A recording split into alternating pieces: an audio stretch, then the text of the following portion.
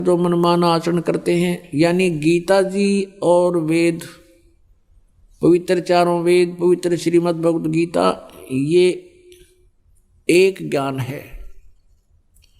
गीता जी में कोड वर्डों में संक्षिप्त है चारों वेदों का, और साथ में इस गीता ज्ञान दाता का इस गीता में अपना मत भी है।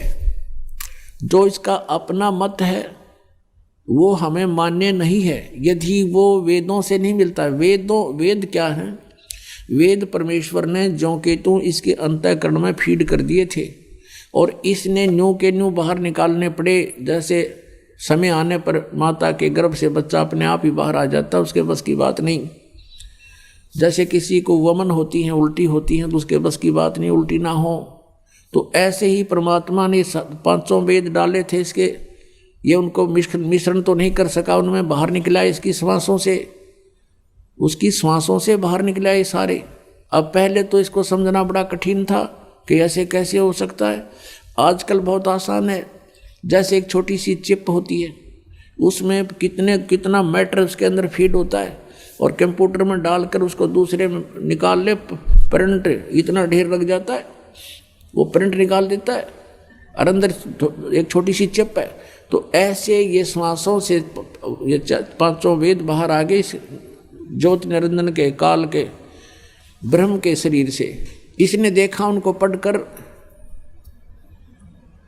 पांचवा जो वेद था सूक्ष्म वेद, उसमें बहुत अत्यधिक जानकारी थी उस परमेश्वर की। ये मंत्र लिखे थे उसमें सारे, इसने उसको सभा कर दिया, नष्ट कर दिया, यानी उसको नहीं दिया, छुपा दिया। और चार वेद दे दिए हमारे को कि लो इसमें ध्यान, इसमें मिश्रण नहीं कर सका वो इस वेदों में। अब इसने गीता का ज्ञान वेदों वाला बोला, इसमें थोड़ा सा अपना मत डाल दिया। बार बार कहता है ये मेरा मत है, वो समय आने पर बताएंगे, भी इतना समय नहीं। तो अब हमने देखना है कि पुराण क्या है और गीता और वेद क्या है। वेद और Gita god given spiritual knowledge है। जो गीता में ज्ञान है वो वेदों वाला है, और वेद परमात्मा ने दिए हैं, पूर्ण ब्रह्म ने। तो जो वेदों और गीता में जो लिखा है वो परमात्मा का आदेश है, जो करना है बस, नथिंग एल्स। वो तो है शास्त्र अनुकूल। उसको त्याग कर जो भी हम साधनाएं करते हैं वो व्यर्थ है। अपनात्मा जैसे पुराण है, पुराण किसने बोला ज्ञान? ब्रह्मा जी ने। और ब्रह्मा जी से सुना दक्षादि ऋषियों ने, उन ऋषियों से सुना आगे ऋषियों ने, उनसे सुना आगे ऋषियों ने। तो जिस ऋषि ने जो ज्ञान सुना जिस भी विषय में, उसमें ब्रह्मा वाला ज्ञान, प्लस में अपना अनुभव, और प्लस में अन्य से कुछ दंत कथा सुनी हुई बना करके पुराण बना दिया। और उस पुराण में उसका लेखक का नाम, उसका जो वक्ता का नाम लिख दिया कि उसका वक्ता ये है, लेकिन लेखक इसका सबका व्यास जी है। अब जो ज्ञान वेदों से मिलता है पुराण में तो वो सही है, और जो वेदों से अलग जो ज्ञान उसमें है वो उस ऋषि या ब्रह्मा की अपनी अनुभव सोच है, वो हमने पालन नहीं करनी है। क्योंकि परमात्मा का विधान है वेद और गीता, उसमें जो सिमरण भक्ति विधि लिख रखी है हमने उतना ही मंत्र जाप करें, उसे अलग करेंगे तो शास्त्रीय विदिता का मनमाना आचरण हो गया। तो वो हमने नहीं करना है। फिर उससे क्या हानि होगी? जैसे एक व्यक्ति का मित्र था दरोगा जी, SHO, और उस व्यक्ति ने अपने मित्र SHO से कहा कि मेरा एक पड़ोसी मुझे बहुत दुखी कर रहा है, गुआंडी साथ वाले मकान में बहुत तंग करता है, बहुत प्रार्थना कर ली, पंचायत भी कर ली, वो मुझे परेशान करने से बाज नहीं आ रहा, तो क्या करूं? SHO ने कहा उसका मार लठ, माफ देख लूँगा। उसने अपने मित्र SHO एक अधिकारी की आज्ञा का पालन करके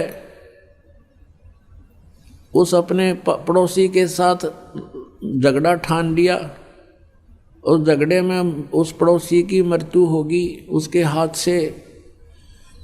अब उस व्यक्ति ने अधिकारी की आज्ञा का पालन करके जो विधान तोड़ दिया राजा का, उसके अंतर्गत उसको सजाए मौत होगी। अधिकारी आज्ञा का पालन करके उसने जो विधान तोड़ दिया राजा का, उस राजा के विधान अनुसार उसको सजा होगी, वो मृत्यु को प्राप्त हो गया, उसको सजाए मौत की सजा मिल गई। तो पुण्यात्माओं, वेद और गीता ये परमात्मा का विधान है। इसके अतिरिक्त पुराण जो है ये किसी ऋषि और यहाँ के ये ब्रह्मा विष्णु या शिव ये अधिकारी हैं, इनकी आज्ञा है उसके अंदर। यदि उनकी आज्ञा वेदों से नहीं मिलती है, उनके भक्ति की विधि, तो वो शास्त्र विधि त्याग के मनमाना आचरण है। यानी वो विधान, भगवान के विधान को भंग करना है, एक अधिकारी की आज्ञा का पालन करना है। तो उससे ये सजा मिलेगी आपको, जैसे उस व्यक्ति को मिल गई एक SHO की आज्ञा का पालन करके राजा का विधान टूट जाने से उसको सजाए मौत हुई। तो यही दशा आप उन लोगों की होगी जो शास्त्र विधि त्याग का मनमाना आचरण कर रहे हैं।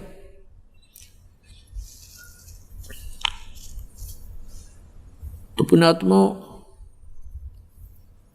श्रीमद् भगवत गीता अध्याय नंबर 4 के श्लोक नंबर 25 से लेकर 31 तक कहा है कि कोई तो ऐसी साधना करता है, कोई झरनों में खड़ा हो जाता है, कोई तपस्या करता है, कोई ब्रह्म पूजा करता है, कोई देवताओं की पूजा करता है, कोई केवल स्वाध्याय ही करता रहता है।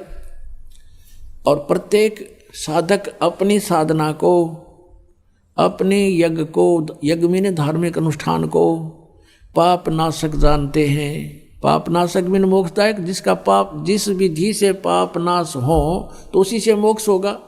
पाप हमें मोक्ष नहीं होने देते, लेकिन वो सभी अपनी अपनी साधना को पाप नाशक जानने वाले हैं। अब गीता जी अध्याय नंबर 4 के श्लोक नंबर 32 में कहा कि सच्चिदानंद घन ब्रह्म की वाणी में इन्हीं यज्ञों के बारे में बहुत विस्तार के साथ से लिखा है, कौन सी करनी चाहिए और कौन सी ना करनी चाहिए, उनमें सारा ज्ञान है। तो वो तत्व ज्ञान है, उस तत्व ज्ञान को तू तत्वदर्शी संतों के पास जाकर समझ, वो फिर बताएंगे,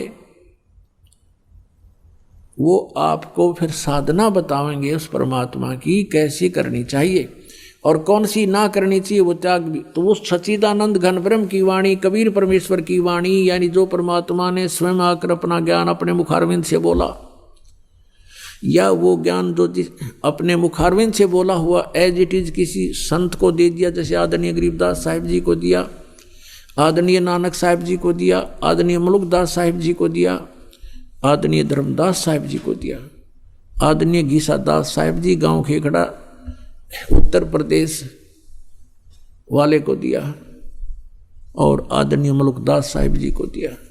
तो इन महापुरुषों का तो दास को ज्ञान है जिनको भगवान मिले, और उनकी वाणी भी दास ने पढ़ी है।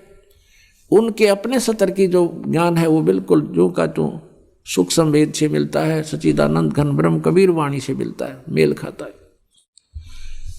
इसके अतिरिक्त जो साधना हम करते हैं वो गलत करते हैं।